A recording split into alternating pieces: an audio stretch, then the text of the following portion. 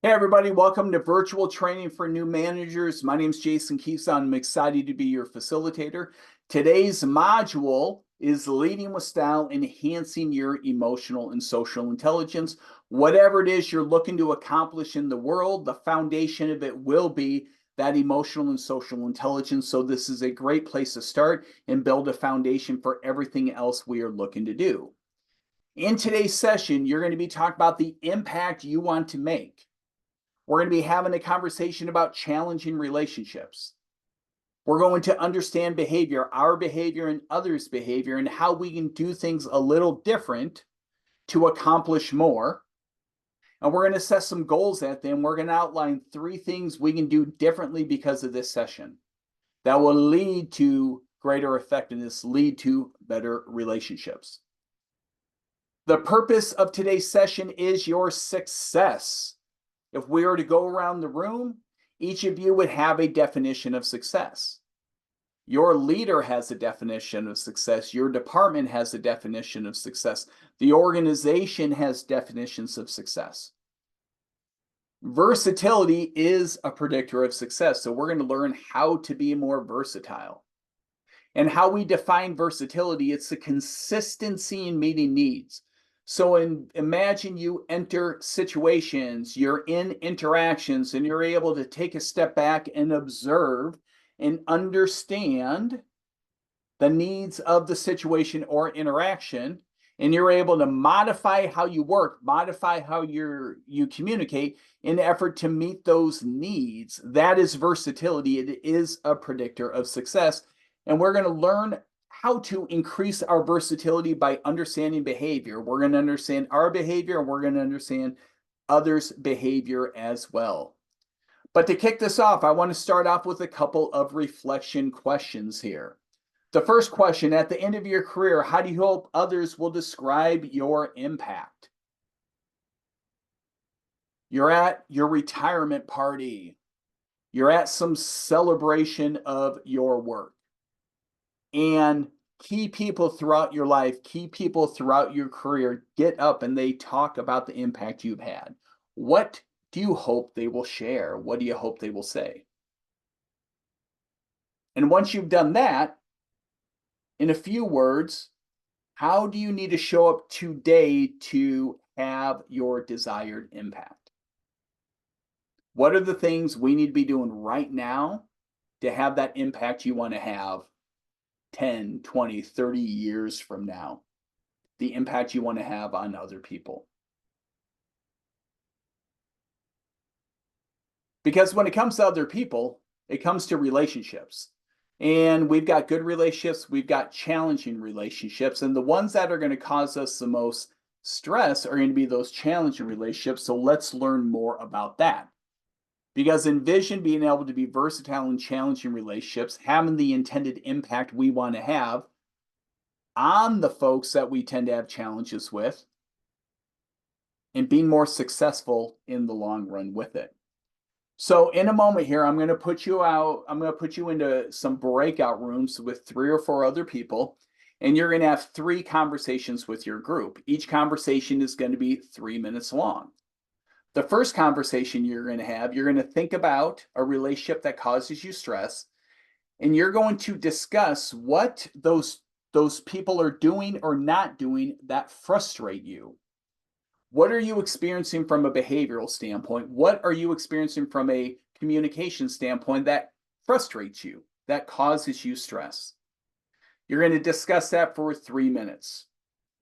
The second round, you're going to discuss what happens to you when you are frustrated. So you're experiencing the challenging behavior, the challenging communication, it's doing something to you. What is happening? Do you challenge? Do you withdraw? Does it make you anxious? Does it frustrate you? Does it make you angry? Does it make you question your abilities? Does it demotivate you? Does it make you not trust the person? What happens to you when you experience those challenges? Because when we are experiencing challenging relationships and it puts us in that stressful place, it's going to impact the business. So when those relationship dynamics are present, what is the impact on the business?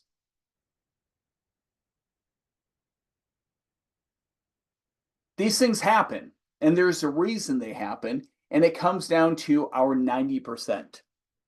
The reality is 90% of our thought, behavior, and communication patterns are automatic. We do them with little to no active thinking. These are our behavioral tendencies. These are our good and bad habits. These are our biases. These are our stress responses.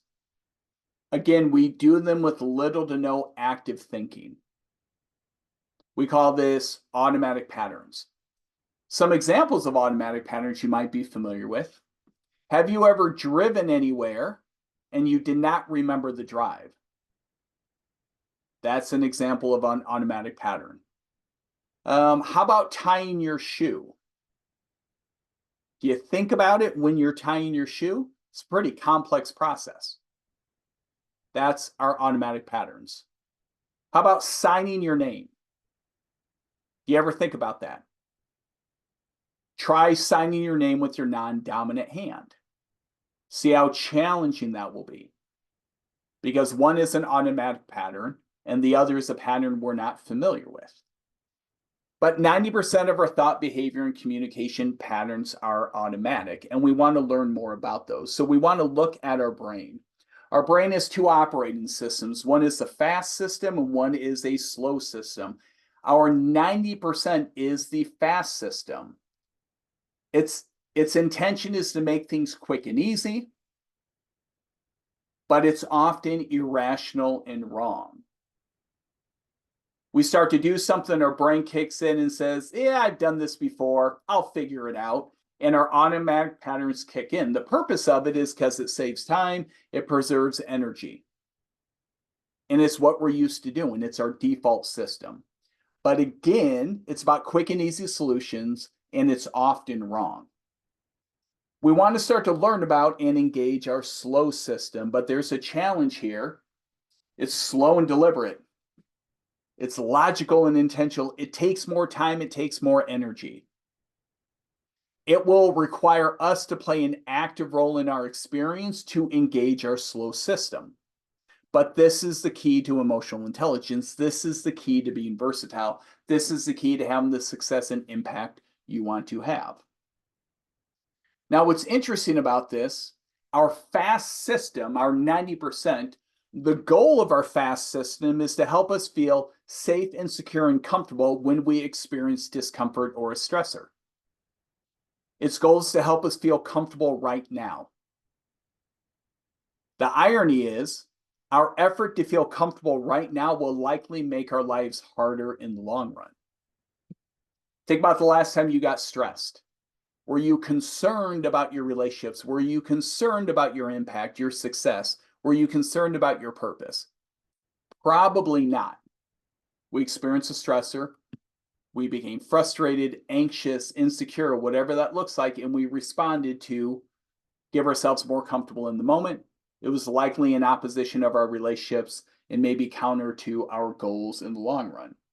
We have to engage our slow system. And all this takes, it takes effort. It takes thinking about it. So let's continue to talk about engaging our slow system.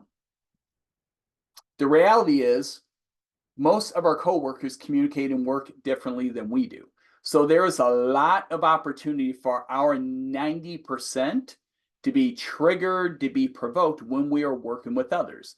There is a lot of opportunity for us to experience insecurity and stress while working with others. But we can learn more about it and learn how to engage our slow system. So to level set, as we get into the conversation about behavior, let's discuss some human truths that are applied to all of us. Number one, we all have good, bad, and ugly. We all have strengths, we all have weaknesses. We all have things about us that naturally align with maximizing our strengths. We've all got things about us that if we're not aware of, or worse, we are aware of and we don't manage, will slow us down or even sabotage everything we're trying to do. Let's get to know all of them. We all have a self-perception bias. How we see ourselves may not be accurate in alignment with how others experience us. So there's likely a gap of how we see ourselves and how others see us. We want to learn more about that gap so we can have that impact we want to have. We all have needs. Some of our needs are more task related. Some of our needs are more relationship oriented.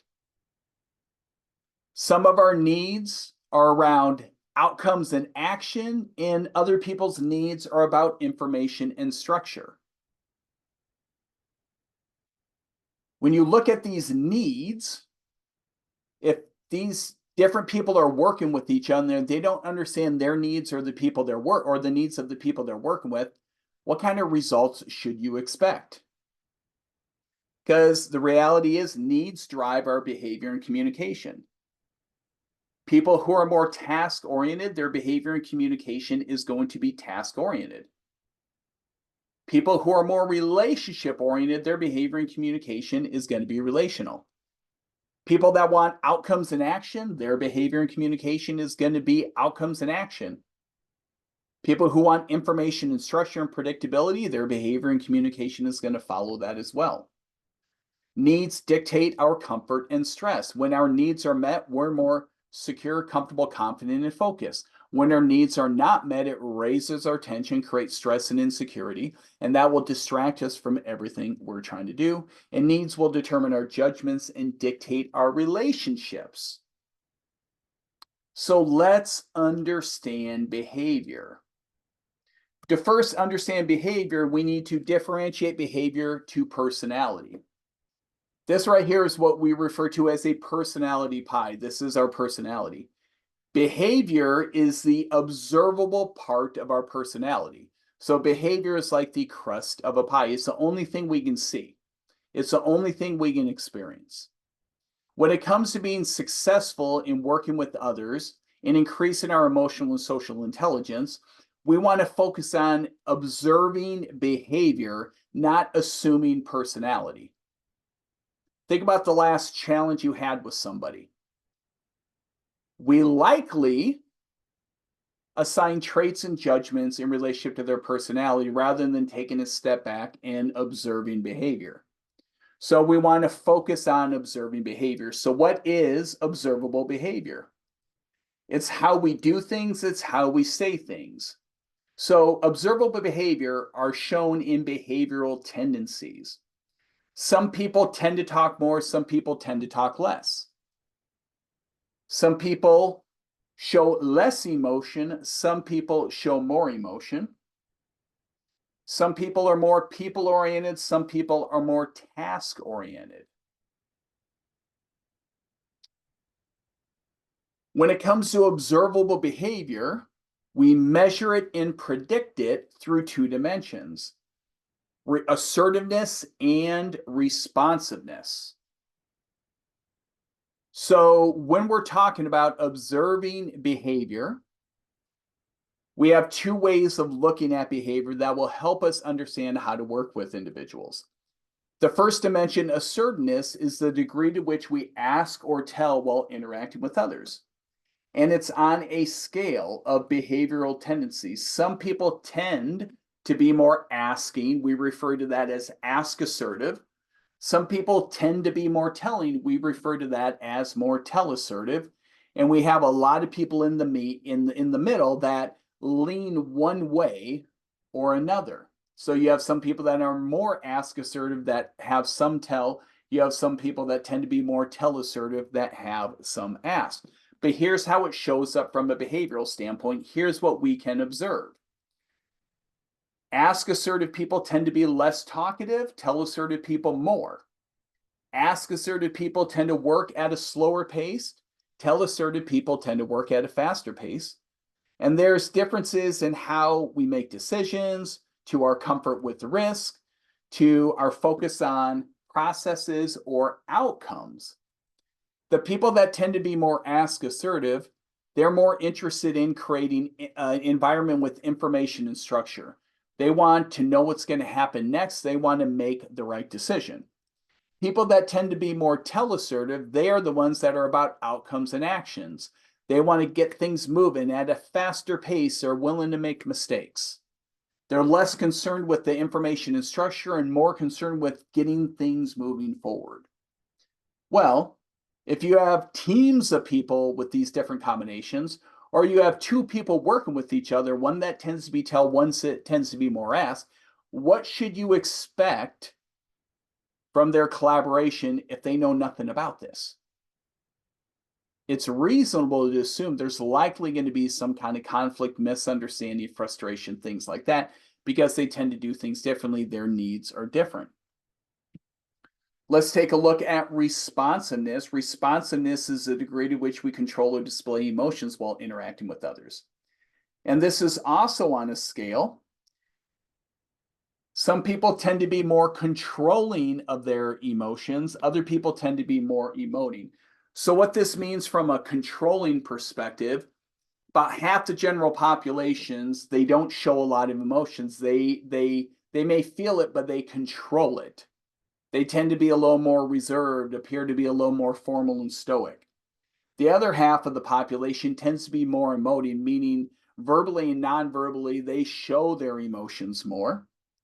Both have their advantages and disadvantages. Both have their benefits and liabilities.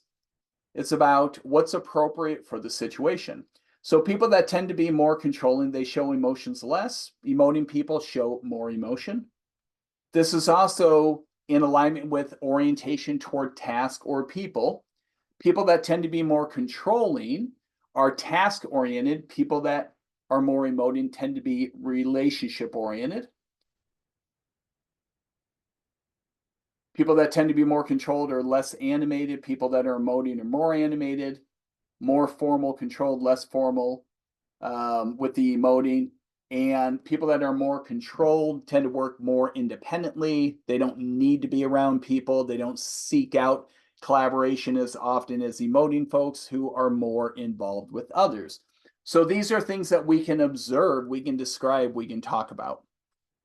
And this leads us into the social style model, which is a collection of behaviors.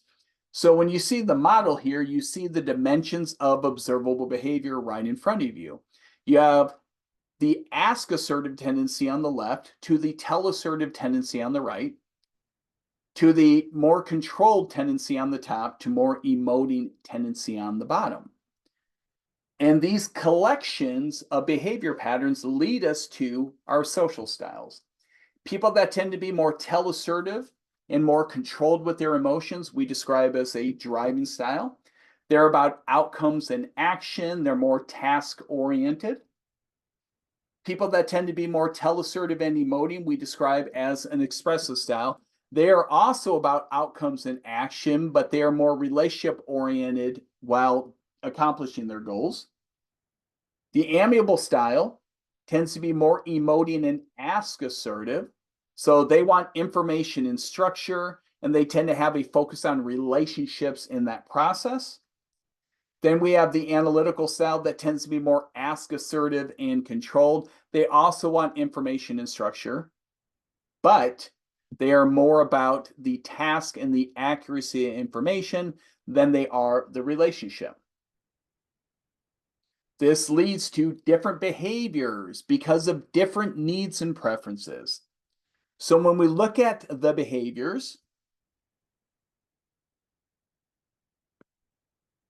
we'll see that the driving style and expressive style, they both share tell assertive, but they do things a little different in relationship to people. They do things a little different with how they work and accomplish their goals.